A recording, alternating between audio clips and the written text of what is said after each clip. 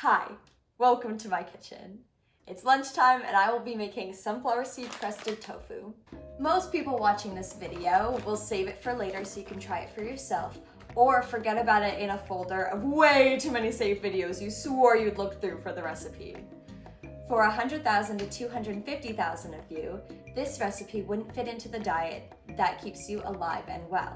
The rare disease that prevents individuals from regularly enjoying foods such as tofu, seeds, and eggs is called Alkaptonuria, which I will shorten to AKU.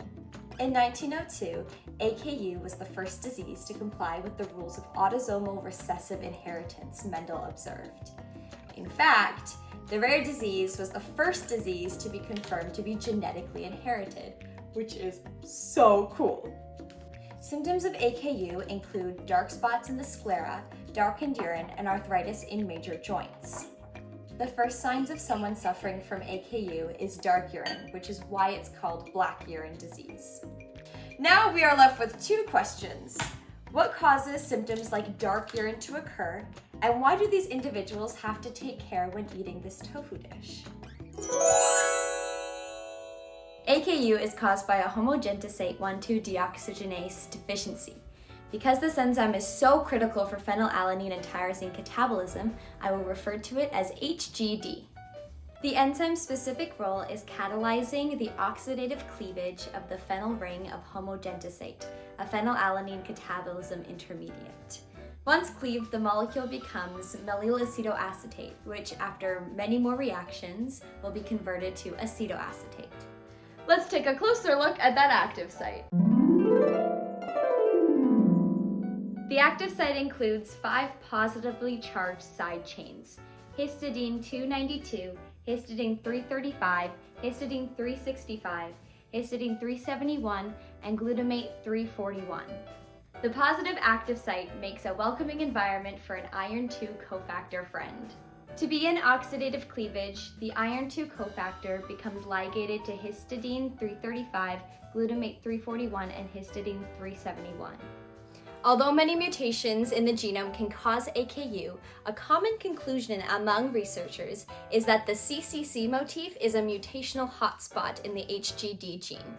The nucleotide changes that cause disruption are changes to the first or last C in the motif, or the nucleotides just before and just after the CCC motif. This mutation has a detrimental effect on the protein's ability to function, also known as a loss of function mutation. You can imagine that a deficit of HGD would allow the first few steps of catabolism to occur as usual, but we'd hit a dam before mellyl acetoacetate and build up excess homogentisate. When the dam overflows, the excess metabolite has to go somewhere. That somewhere tends to be in the eye, urine, and joints. Aggregations of homogentisate oxidize to form melanin-like polymers responsible for tissue hyperpigmentation and arthritis. Unfortunately, there is no cure for AKU, so those affected have lifelong symptoms. There is a drug on the market that can reduce symptoms of AKU called nitisinone. Instead of supplementing the missing HGD, nitisinone reduces homogentisate levels by 95% by inhibiting 4-hydroxyphenylpyruvate deoxygenase, the enzyme that synthesizes homogentisate. Currently, nitisinone is FDA approved to help alleviate symptoms of tyrosinemia type 1, not AKU. However, a low dose of 2 milligrams is approved to be prescribed in the UK. Although this drug seems like a dream come true for those affected by AKU, the long list of potential risks, including a toxic buildup of tyrosine, can put off many patients. A common management method is a combination of painkillers for joint discomfort and lifestyle changes. No matter which path a patient chooses to take, diet management is the best medicine for AKU.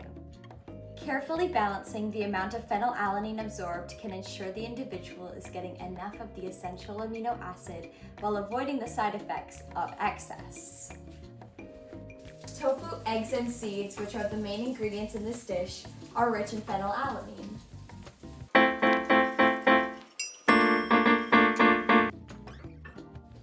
For one serving of my tofu dish, there is 1.17 grams of phenylalanine,